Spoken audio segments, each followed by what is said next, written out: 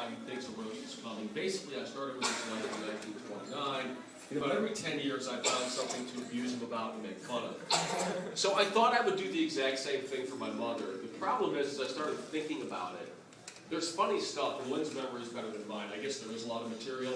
I couldn't find as many things to abuse. And also, you know, it's just not right for a boy to abuse his mom like that. I mean, she carried me for 9 months. I was a breech birth. She delivered naturally. Hopefully there's no food on the table, so you're not thinking about that. So I thought what I would do is really pay tribute to my mother with a little love letter, really to honor my mother. And I thought the way I would do it is to come up with a word that reflects my mother to a T. Now, a lot of words come to mind. I mean, any words that come to mind from the audience here when we think of Gertrude, what word comes to mind? Well, cooking, yes, perfect. Any others? Loving. What is that? Loving. Oh, that's beautiful, Lara. Anybody else?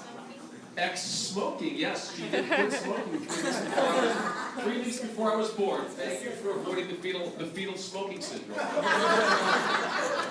I don't know how much smarter and better and more athletic I'd be if you quit earlier. But anybody else? Good friend to everybody. Good friend to everybody. Very kind. Very kind. Lots of great words. Generous. Generous, perfect. Perfect. Lots of great words. Now, when I thought about it, though, all those words came to mind. But when I really thought back, to the last time I really lived with my mother for an extended period of time, which was high school, one word came to mind, and that word is cool. Because my friends in high school used to always say, Don, your mom is so cool. Or Gertie, she is so cool. That Gert, they'd love to say the word Gert. It's such a fun name to say. Gert is so cool. Now, I know you're probably sitting back. I know especially Zenda, Renee, and Ruth are saying she's not that cool. Am I right, Renee? She's not that cool. But also, I know the rest of you are saying, cool. When I think of cool, it's, you know, Frank Sinatra, it's Elvis Presley, you know, it's characters like that. Ruth, you might think it's Mitt Romney, right? Cool.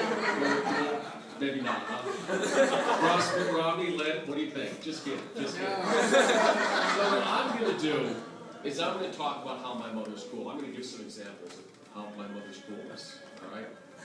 So let me start with the evening of December 31st, 1971. Now, this was an interesting evening for 2 reasons. Number one, a young man named Richard Dicker slept over at our house that night. All right, it was New Year's Eve, and he decided to sleep over, and his mother allowed him. But it was also Lynn's first date. And Lynn was going out with a young man named Dan Wecker, who was sort of the Rudolph Valentino of the South Suburbs at the time. And, you know, Lynn went out, and he took her somewhere to a movie, and I think they ate octopus or something like that, I don't remember. They went to Second City, very nice, because she was like 15 years old, and maybe he was 16. But so what, Richard and I, we had some fun. He was called Ricky at the time. But about 8:30, we were kind of bored. And Ricky's like, well, you know, Lynn's on her first date. Maybe there's a little prank we could pull on her of some kind. So we brainstormed, and finally he said, why don't we write a love letter from this guy, Dan, to Lynn? And we'll go in the room, and we'll write a love letter, and then we'll send it in the mail somehow, and it'll come the next day, New Year's Day, the mail's going to come. And it'll be interesting to see her reaction. So we spent about an hour and a half in the room, and finally, we came up with a very simple letter, and I remember this perfectly. It just said, I love you, but in these nice, puffy, billowy, very 1960s looking letters. And I remember your son saying very specifically, 40 years ago, this will look like a teenager wrote it, because it had that very 60s lettering on it. And he was really right about that. And so we were very excited. We put it in an envelope. We put a stamp on it. We put little lines to the stamp so it looked real. And then Ricky looked at me and he said, she's never going to believe this. How are we going to get this to Lynn so she believes it? And I said, Ricky, we're going to get my mom to help with this. It's like, no way, your mom is never going to help. So I went and talked to my mother. Not only did she agree to help, she jumped right in. She said, I'll deliver that letter to Lynn tomorrow. And the next day, when Lynn woke up, Mom walked in the door. Lynn, I have a letter for you. And for about 2 hours, Lynn sat in that room in love-struck bliss. And finally, Mom came in and said, Lynn, you know, come on, it wasn't real. Ricky and Don did this. And Lynn, of course, laughed. She was a pretty good sport about it at the time. But that was exhibit number one of my mom's being cool. She participated in an activity that abused my sister for my own joy. So that's cool. Number two, and I'm going to go down this cooking theme as well. Has anyone in this room ever had what's known as a school lunch? Meaning the school actually prepares the lunch. You guys have? Everybody's had a school lunch, right? I've never had a school lunch. You know why? Because every night around 9 o'clock, my mother would prepare a lunch for me in a brown paper bag.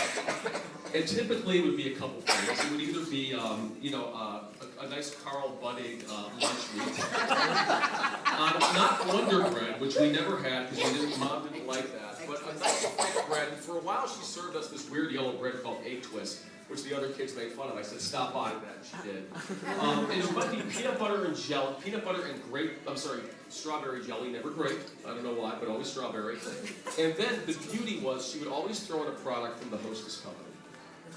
A cupcake, a ho-ho, a ding-dong, a Twinkie. Never one of those horrible tasting fruit pies. I always had the best lunch. So my mother, as Lynn said, always gave us great food when we were kids. And she gave us Hershey bars after dinner, too, when she was mouthing when you were I'm glad talking. you said that because I totally left that out of my speech by mistake. You did. Every night a sack lunch. So point number three, and I'm going to go to high school now. You know, one day I was in my room and I was listening to the Star Spangled Banner because I was a pretty patriotic kid. Now, it wasn't some marching band playing the Star Spangled Banner, but it was a guy named Jimmy Hayes playing it, and I was playing it very loud. And this guy, if you ever heard his music, it's like sounds like bombs falling and big screeching. And I'm in my room, you know, like spacing out to this great music, and all of a sudden I heard these two thuds. Boom! I'm like, what could that be? And I went and I opened the door, and there were two women's shoes lying in front of my door. My mother had chucked those all the way across the hall at the door. And so I don't know why I think that's cool, but I just do. My mother was a violent streak, and she's got a great arm. She could have played quarterback for the Bears. So I have one more story about my mom being cool before I really start to get into some serious stuff here. And when I was in high school, one time I had a young lady in the basement with me, and we were talking politics. We were talking about Reaganomics or David Stockman's supply side economics, something like that. We like to do that with the lights off because it's politics when the lights are off. And we were enjoying ourselves talking some serious politics. When all of a sudden the light flicked on, the door opened, and somebody yelled, "Let there be light!"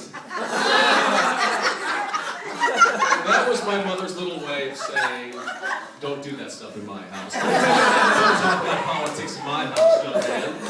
But she did it again in a very cool way. We thought it was very cute, very funny. In fact, that young lady loved that, appreciated that. So, look, the reality is my mom is very cool for a couple reasons here. Look, she, and I'll just sum them up. She likes practical jokes at Lynn's expense. That's always a good thing. She gave her kids great junk food. Don't expect it, all right? We've come a long way as parents, by the way. You're not going to get junk food. She has a bit of a violent streak, and she's not a prude, all right? But look, the reality is, and now we'll get to the serious part, and of course some other funny stuff in here. Mom is cool, right, because she was easygoing, right? I think, just a great parent in that way. She never really, and Mom and Dad never really tried to control us too much. And I think at least one of us turned out well, right? But the real word that defines my mom is not cool. It's really family. You know, when you really think about Mom's family, whether it's her brothers and sisters or her close friends, which she spent hours and hours on the phone with constantly. I mean, we had one phone line in our house growing up. And if you were trying to connect with a friend, sorry guys, no cell phones, no texting, no second line in the house like a lot of other people had. Mom was on the phone talking to Sue about what they bought at Carson's that day, or TJ Maxx, right? I mean, that was a very frequent thing, or Mitzi, or whoever it was, right? I mean, that's the kind of stuff that was going on. So, but it was really there were three passions for my mom. Number one, talking on the phone and shopping. Number two, the Temple B'nai Yehuda sisterhood. And number three was family. I mean, if you think back, I know. Fred, you had a second line though, didn't you? You had one line. Ridiculous. I should have gotten walkie-talkies. What were we thinking? And this was kind of unique because the 60s and 70s were an interesting time. You had a lot of women, feminists doing bra burning and people doing a lot of crazy stuff, going to Est and all these crazy things. Go ahead, Fred. One of the issues talk this down in Homewood forever. How to make a business call, how to get in the car, how to go to an Anchor gas station, put in a quarter to make a phone call. Now the truth comes out. Listen to this. Now, listen. Honest to God. He's a smart man. Very true. Very true. But Ma was never having those wild parties. I mean, as Lynn said, she spent every day cooking and cleaning. She spent a lot of time helping me with my homework, playing with me. She took me to see Willy Wonka and the Chocolate Factory in 1972. When my hamster got lost in the house, she crawled under the basement and pulled Hammy's little tail out and actually saved his life, right? Remember that, Mom? Remember that?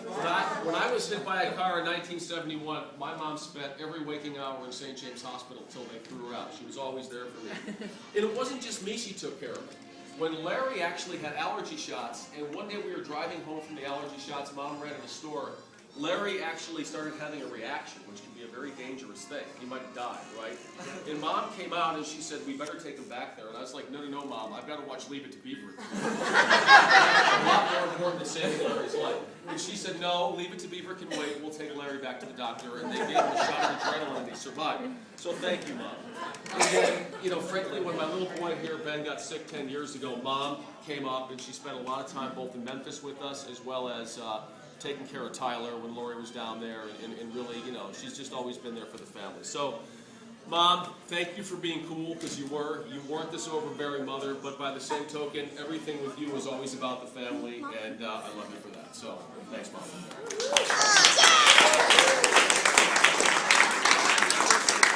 Thank you, Gertrude. Thank you, Gertrude.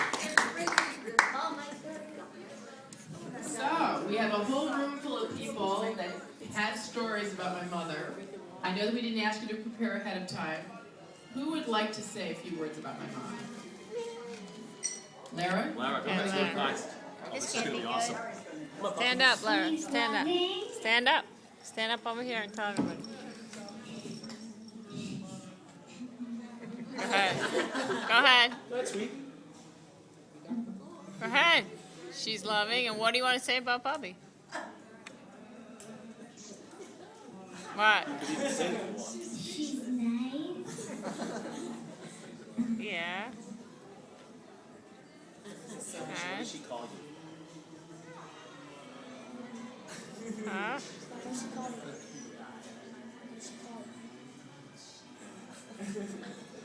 What did...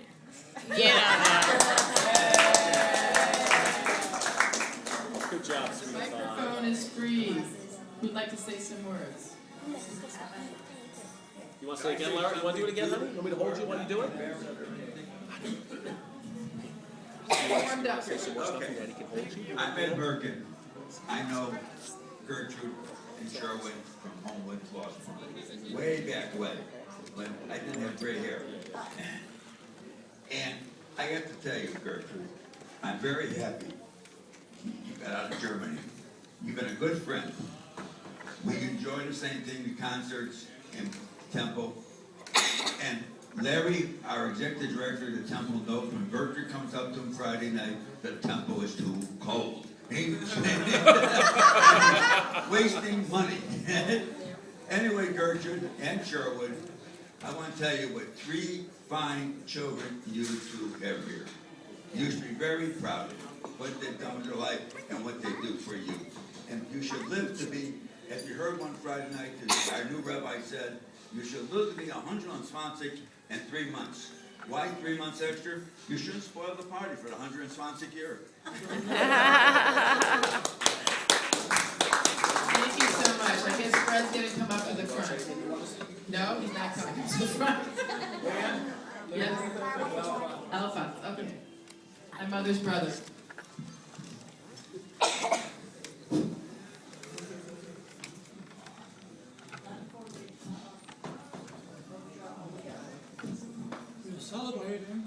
We're celebrating the 80th birthday of my sister, Gertrude. Many things have happened in our life, most of which have been recorded by a son, a daughter, a family, and good friends. I think it would not be a bad idea to go back into the past, when Gertrude was a young girl, that is to say, before I came to the United States. I'd like to sing a couple of songs from her, from the past, that I like and that Gertrude likes. Unfortunately, the songs are in German, but I hope you like the melody.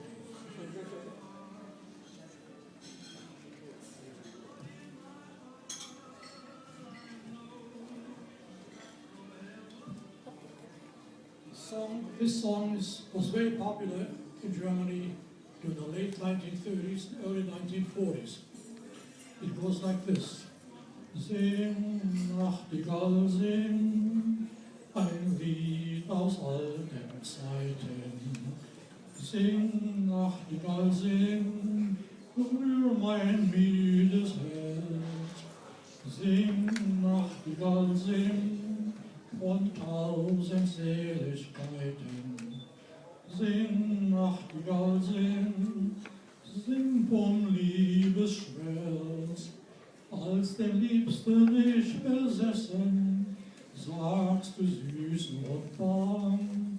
Seit der Liebste mich vergessen, schwiegst du so lang noch. Sing, Nachtigall, sing, ein Lied aus alten Zeiten. Sing, Nachtigall, sing, bring mir mein Glück zurück. Bring mir mein Glück zurück.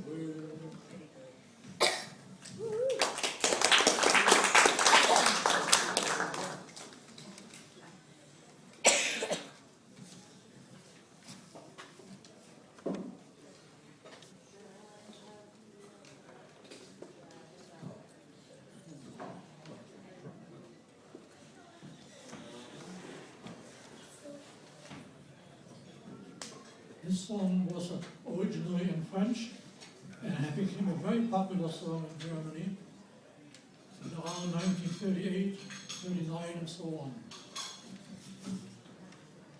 The song sings as follows. Komm zurück, ich warte auf dich, denn du bist für mich all mein Glück. Komm zurück, ruf mein Herz immer zu, nun erfülle du mein Geschick. Ist der Weg auch weit, führt er dich und auch mich in die Seligkeit. Darum will ich dich heut, komm zurück. That's the first time was just I like to sing to you. It comes from an operetta by Franz Lehar. The operetta is called Der Zarewitsch. The Tsar, the Tsar. It was very, very popular in Europe, and still is, as a matter of fact. Es steht ein Soldat am Wolgastrand, hält Wache für sein Vaterland. In dunkler Nacht allein und fern, es leuchtet kein Mond, kein Stern. Regungslos die Steppe schweigt, eine Träne ihm ins Auge schreit. Und fühlt im Herzen fest und nah, wenn ein Mensch verlassen ist, und er klagt und er fragt. Hast du dort oben vergessen auf mich? Es sehnt doch mein Herz auch nach Liebe. Hast du im Himmel viel Englein? Bei ihm schickt doch einen Nachfolger aus mir. My voice is ganz verschimmelt.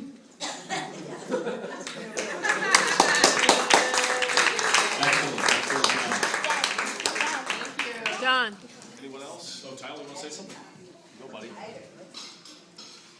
I just want to say that Gertrude, aka the Bugmeister, is a great grandma, and she's always there for everybody. And I'm happy that she gave birth to my dad, or else this guy named Donald Lewis Chapman wouldn't be my father. And I don't know much about how you raised him, but he must have done a darn pretty good job, because he's awesome.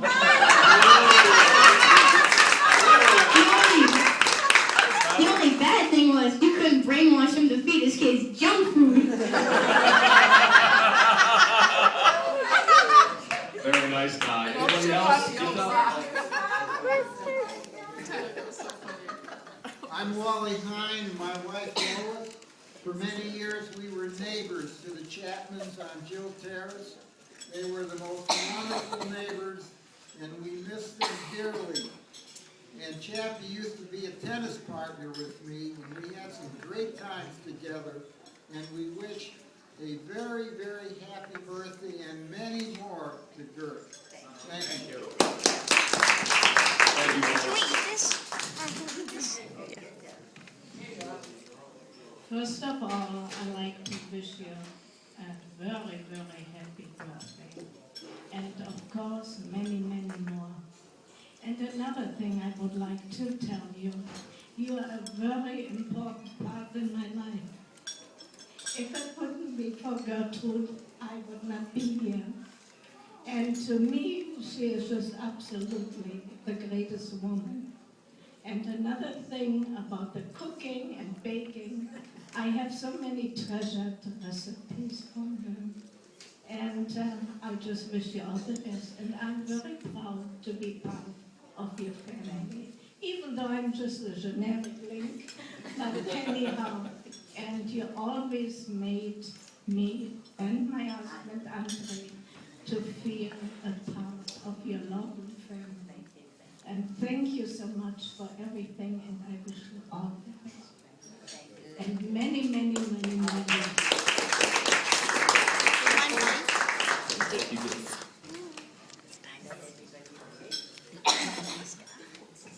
The talking friends. We used to talk on the telephone. We used to go shopping. I also tried to get her to join our group to play Monster.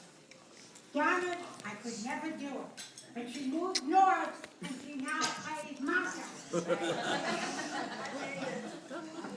And I win sometimes. Mom, can I have that? Anyone else? Larry, you want to say something again? You want to try? Okay, go ahead. Hurry up, Say, quick. come on. Say whatever comes to your mind. Come on, whatever. Go ahead. I know that Bubby loves me. Say more. And Is that it?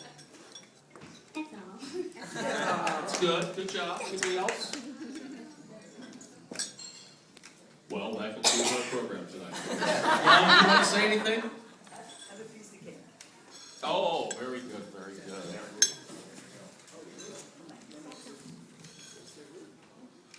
Gertie, you're my sister. Yes. I remember when you were little. But as you grew up, one thing I always remember, you were always the peacemaker in the family. I was the rebel, I fought everybody. But not you. You were the peacemaker. I thank you for that. And may you live to be 100.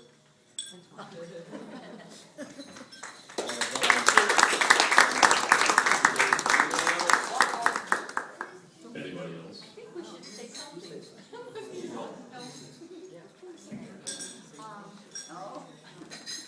Who are you? Yeah, I'll give you the picture. I'm Carolyn and Brian. Closer to the mic. Okay, I'm still Carolyn and still Brian. We've been friends, I wish I could figure, I think about 20 years. And more than that, Brian said, we're not doing this one because it came out. And we started in sisterhood. And I think everything that everyone has said really does typify her. I was telling a story at the table. We took a vacation about 5 years ago with Gert and Sherwin, and I think what was most embarrassing is that I have a lot to say, but usually not in the morning. And Gert and Sherwin picked us up really early, and I said, Gert, you know what, I really don't talk a lot in the morning, so don't expect much. And he couldn't stop talking for about 7 days. So Gert brings something out in people. She's just such an interesting person and such fun to be with. And we love you both.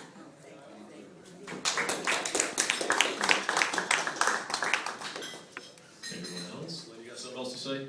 Yeah. All right. I'm going to say something else about my mother is I consider her the kin keeper in our family. And by that meaning that she's the hub of her family, that she's the one that, you know, listening to what Ginted said, she's the one that has really reached out to her brothers and sisters and kept those relationships going. more than anyone. I mean, you did that. I remember when we were really young, you used to spend hours and hours thinking about gifts to buy for all the nieces and nephews, and we have 21 of them. So, and I don't know how many years that continued on, but I know that all the nieces and nephews know me, and I feel like I sort of kind of taken that role on a little bit for our family. So I really appreciate that you've done that you've really been the one to reach out to folks. And, you know, because she's so good on the phone, she's always constantly talking to her sisters and her brother and keeping that conversation going. So we really appreciate that, Mom. Mom, you want to say something? Yes, Of course. Whether it's early morning or late night. The last word. I just would like to say to everyone, thank you for being here Going. today and celebrating with Sherwin and myself and my family. Thanks for coming. I know some of you came from quite a distance, and even the ones that are nearby. It's wonderful to see everyone here, and thanks a million again for being here. Thank you. Yay.